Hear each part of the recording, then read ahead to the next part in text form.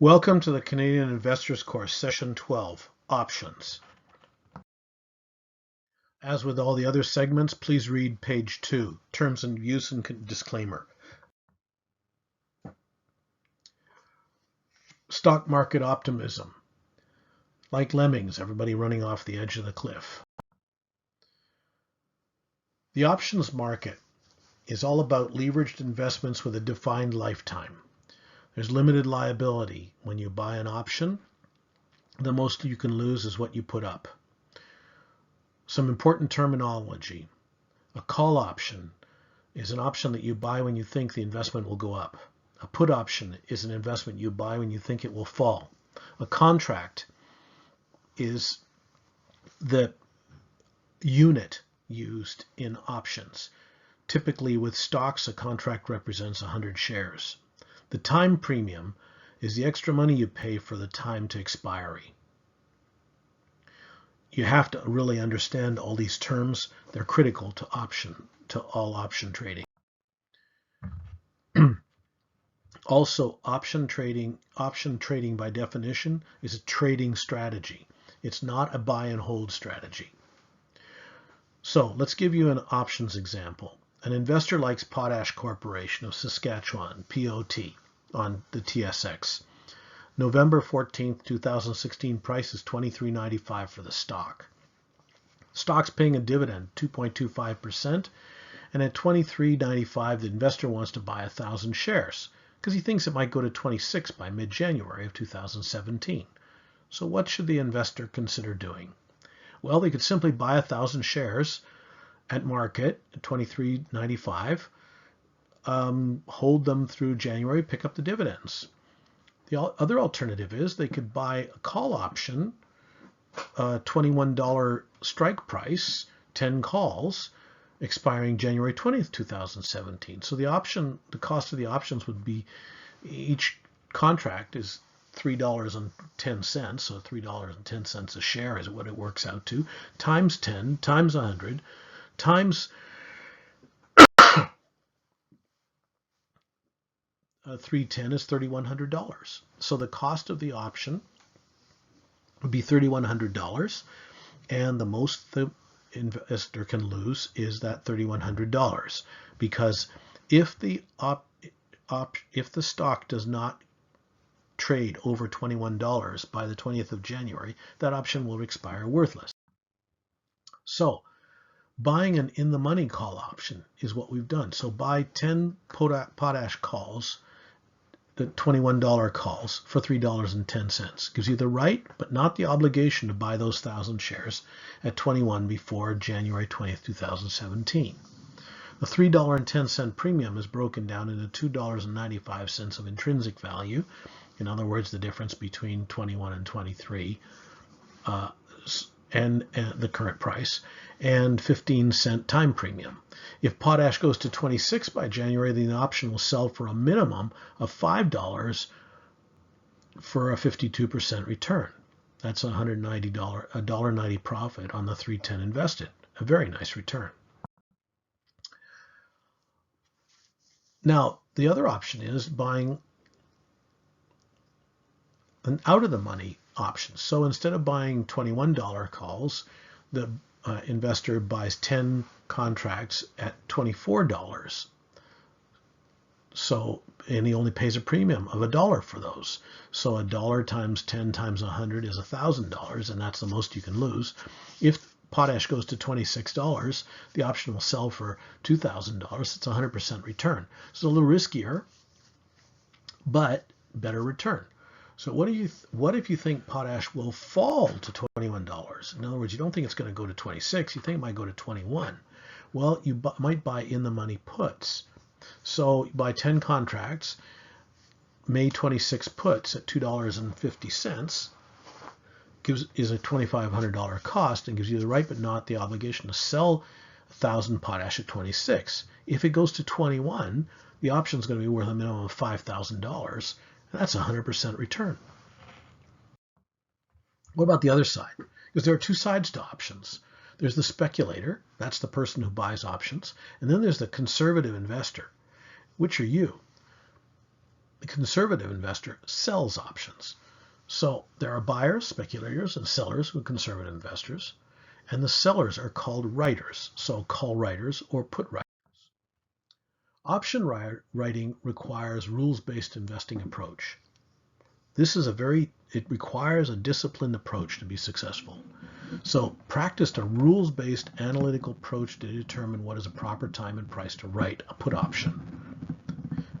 A put option is actually, writing a put option is a bullish strategy, because in fact, what you're trying to do when you write a put option is, well, the first thing you want to do is collect the premium, but the second thing you'd like to do is perhaps end up being put the stock at a lower price, which means that you get to buy a stock that you like at a lower price. A safe strategy for put writing is to only write put options on stocks that you'd actually like to own. And this is the ultimate of a rules-based investment strategy, and we'll revisit this in session 16. So let's take the option writing strategy for potash again. Why would we do this? Well, we think fertilizer prices have come down because of recession fear. Potash stock plunges and then settles down. Investors fear China is slowing economically, and commodity prices are falling as a result. Food demand is not slowed down, so people are still probably going to need fertilizer. Fundamental and technical analysis indicate that potash is now a buy. So potash is trading at a 4-year low, and the stock price drop in potash is probably overdone. The stock is probably very oversold. So one might be thinking bullish thoughts about potash at this point. So if the stock's fundamentally cheap and fertilizer prices are likely to rebound, and the worst case scenario is that happens in the next economic cycle, the stock's already fallen from $61 in April 2011, and people still need to eat. So we're a little bit bullish on potash in 2016, end of 2016. So we decide to write 10 April 2017 contracts with a $22 strike price. So we're writing the puts for $1. So it's $1,000 in premium, and this income would be taxed as a capital gain, because all income from options is deemed to be capital gains unless you're a professional. This also sets aside $22,000 in your account to cover the potential purchase. Also, you have to set aside $22,000 in your account to cover the potential purchase of potash shares. In other words, you have to assume that you're going to have to buy the stock when you do this trade, so you don't get caught. So if the investor gets exercised at $22, then the break-even price is $1,000 below the purchase premium, because you received the $1,000 premium, you get to keep that. You have to come up with $22 to buy the stock, but you got the $1,000, so it's as if you bought it for $21. Now, $22.95 is the adjusted cost base. Assume the stock goes to $21 by May. This is called a cash covered put right.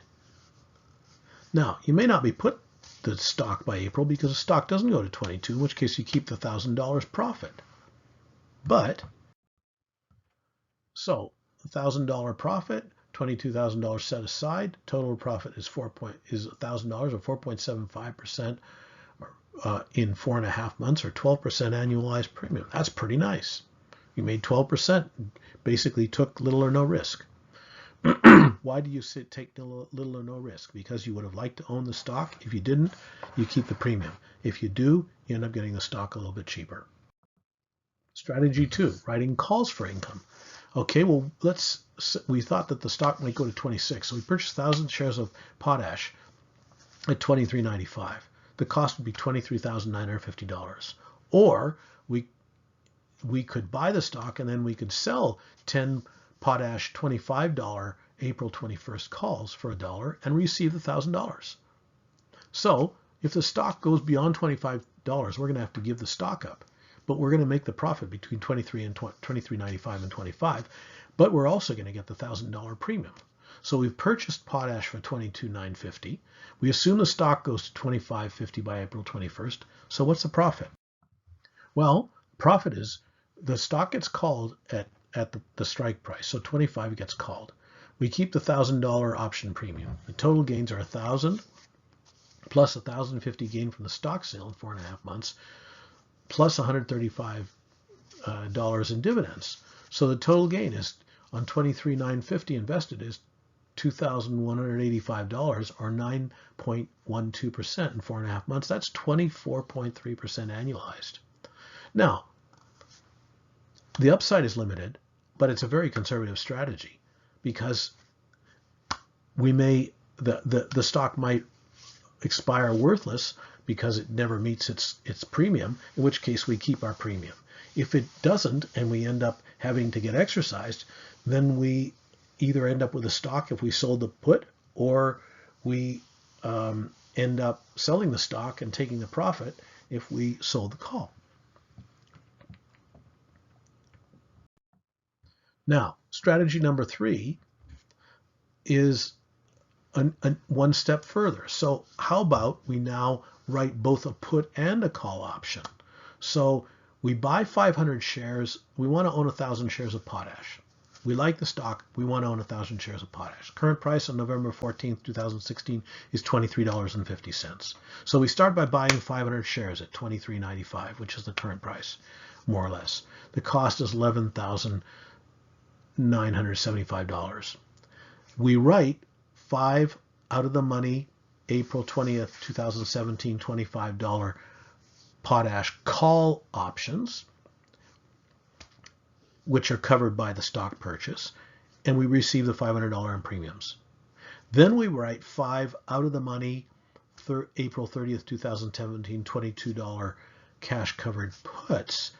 So we have the cash in the background to be able to buy the stock at $22, 500 shares of it, and we receive $500 in premiums. So this total exercise, we get $1,000 in premiums from option writing, plus we get the dividend because we own 500 shares of stock. And so there's 3 possible scenarios. Scenario 1, potash moves to $25.50 by April, and you get called, so you have to sell the 500 shares that you bought at $25. You generate a profit of about 7% over the 4.5 months. Scenario number 2 is that potash trades between 22 and 25. Both options expire worthless, so we neither sell our stock nor do we buy any. We keep the $1,000 premiums plus the dividends, so we make 4.74%. And option scenario number 3 is that potash falls in price, gets exercised at the put option gets exercised at $22. The call option expires worthless. So we receive the 2 premiums and we get exercised the stock. So the average cost of our shares is $21.84, which is pretty nice. So if you like potash at $23.95 as a great stock investment that qualified under your rule-based investment strategy, you got to love it even better at $21.84 as your starting price on the stock. So one can say that the art of option writing is not lost. It has become rarefied, but it's not lost. Option writing portfolios provide excellent low-tax returns over time. The best program, in our opinion, is the cash-covered put writing portfolio, strategy 1 from the potash example. It does require an experienced wealth professional to perform the functions because you have to do the options trades, and everybody doesn't know how to do that. And you want to work with somebody that understands options. This is not something that you want to be learning along with your advisor. You want your advisor to be teaching you and making sure that you're doing this properly. So it requires an experienced wealth professional to perform the work, and it requires diligence, experience, and discipline. Unfortunately, most firms don't teach their rookies this technique anymore. So you're going to have to go for a more experienced advisor. In other words, an older one, more than likely. So here are the important points for the investor and the advisor. First of all, pick a stock that you like that you want to buy based on your rules-based strategy. Shop on the options exchange for a good premium to receive. This alone justifies the fee to pay for this service. Stick to large capitalized liquid blue chip companies. And fourth, absolutely critical, this should only be performed in a fee-based investment account where there's one annual percentage fee and the transactions are at no additional cost. This maximizes the return and is preferable to the advisor. And the main reason for this is because most of the investment firms charge huge commissions on option strategies. The only way they're economic is in a fee-based account.